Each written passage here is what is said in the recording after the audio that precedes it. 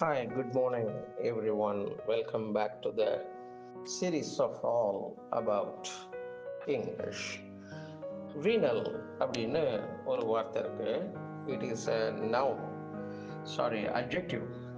வீணல் அப்படிங்கிறது என்னன்னா describes people are institution, ஒரு அமைப்பையோ அல்லது மக்களையோ அவங்க ரொம்ப ஈஸியாக லஞ்சம் வாங்கிடுவாங்க. They are corruptive, willing to act dishonestly for money. பணம் கொடுத்தா எதை வேணாலும் செய்வான் அவன் அப்படின்னு சொல்றத குறிக்கிறது தான் இந்த வீணல் அப்படிங்கிற வார்த்தை.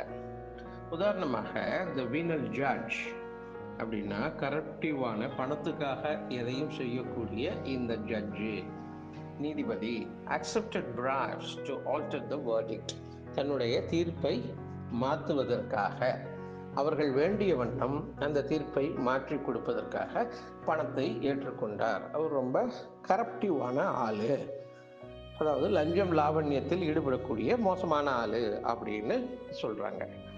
இது சமீபத்தில் இந்த வீணல் வார்த்தை அடிக்கடி இப்போ நியூஸ் பேப்பர்ல வந்துட்டு இருக்கு. அதனாலதான் இந்த பதிவு.